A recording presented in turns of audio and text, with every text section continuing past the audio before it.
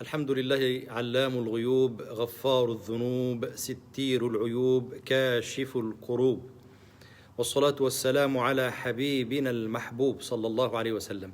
هذا محل مكتوب على مقدمته لافتة بعنوان مدحتكم لتصليح القلوب. فإذا بشاب يأخذه الفضول فدخل المحل ويقول في نفسه تصليح قلوب تصليح قلوب تصليح قلوب، شيء عجيب. وإذا برجل كبير هو صاحب المحل يقابل الشاب وهو مبتسم وبدأ يجيبه على سؤاله دون أن ينطق: نعم أصلح القلوب، نعم أعالج القلوب. ثم أمسك بيد الشاب وقال له: تعال اقترب. فاقترب منه الشاب، ثم وضع الشيخ أذنه اليمنى على قلبه وأنصت، ثم قال: إن قلبك دقاته سريعة، ولكن لا تجزع، دواؤك بسيط، دواؤك عندنا إن شاء الله تعالى. يا بني، القلوب أنواع، وأنا أعالج القلوب حسب كل نوع. فإذا بالشاب يقول للشيخ: اشرح لي، علمني. قال له الشيخ الكبير: من خبرتي الطويلة التي اكتسبتها من أبي ثم من جدي، القلوب أنواع يا بني: قلب مشروح، وقلب مجروح، وقلب مذبوح، وقلب رحيق، وقلب سحيق، وقلب حريق، وقلب غريق، وقلب منقوع، وقلب مفجوع، وقلب مغرور، وقلب مسرور، وقلب فياض، وقلب جياش، وقلب عليل، وقلب سقيم، وقلب سليم. أفضلها يا بني، وأعظمها يا بني، وأحسنها يا بني هو القلب السليم، وبه تكون النجاة يوم القيامة. كما قال الله: بالقلب السليم تكون النجاة، كما قال الله: يوم لا ينفع مال ولا بنون إلا من أتى الله بقلب سليم. وقال ربنا عن إبراهيم: إذ جاء ربه بقلب سليم. وقال لنا الحبيب في السلسلة الصحيحة: إن في ابن آدم مضغة إذا صلحت صلح سائر جسده، وإذا فسدت فسد سائر جسده، ألا وهي القلب.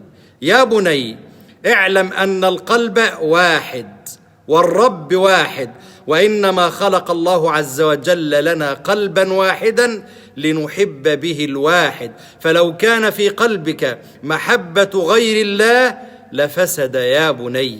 يا بني، القلب وديعة الله عندك، وهو محل نظر الله سبحانه وتعالى، كما قال حبيبنا صلى الله عليه وسلم: إن الله لا ينظر إلى أجسادكم ولا إلى صوركم ولا إلى أموالكم، ولكن ينظر إلى قلوبكم. وأشار حبيبنا بإصبعه إلى صدره: إلى قلوبكم وأعمالكم. والسير يا بني إلى الله عز وجل لا يكون بالأقدام، إنما يكون بالقلوب. هذا ما توعدون لكل أواب حفيظ، من خشي الرحمن بالغيب وجاء بقلب منيب. بعدها قال: ادخلوها بسلام، ذلك يوم الخلود، لهم ما يشاءون فيها ولدينا مزيد. عندئذ تكون قد وصلت. قال الشاب متعجبا: يا شيخ، لقد حيرتني، لقد أزعجتني. قال الشيخ: يا بني، لا تجزع، عندي لك وصفة سهلة يسيرة وبسيطة ومجربة بإذن الله. اكتب خلفي. فجاء الشاب بورقة وقلم وبدأ يكتب. قال: اكتب أولا: يا ولدي، رزقك مقسوم فلا تتعب قلبك. يا بني، أجلك وعمرك محتوم فلا تجزع ولا تخاف ولا تقلق قلبك. يا بني، إن جميع أحبابك عاجزون فلا تأمل إلا في الله. يا بني، عدوك ضعيف فلا تخشى إلا الله القوي. يا بني، طهر قلبك من 3: من الكره والحقد والرياء، وزينه، أي زين قلبك ب3: بالصدق والإخلاص والورع يا بني لا يغادر قلبك ثلاثة: التسليم لله في كل أمر، واتباع حبيبك في كل حال، اترك الخلق للخالق، وانشغل بإصلاح حالك. اهرب يا بني من الحديث عن الناس، فإن الحديث عن الناس علامة الإفلاس. يا بني، قال الله تعالى: قل للمؤمنين يغضوا من أبصارهم. قال: غض البصر، بصر الرؤوس، عن المحرمات، وغض القلوب عن محبة غير علام الغيوب. عندها يا بني تكون صاحب قلب سليم، تكون صاحب قلب طاهر.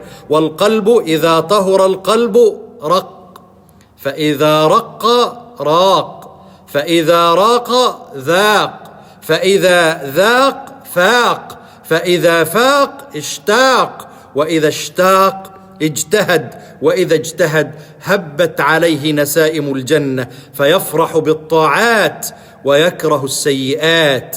الآن يا بني عرفت، ومن عرف اعترف، ومن عرف اغترف، ومن اغترف نال الشرف. عنوان وهاتف المحل لكل من أراد إصلاح قلبه 114: القرآن الكريم. القرآن الكريم، صلاح القلوب. أعزكم الله وأحبكم. السلام عليكم ورحمة الله وبركاته، وصل اللهم وسلم وبارك على سيدنا محمد وعلى آله وصحبه وسلم تسليما كثيرا.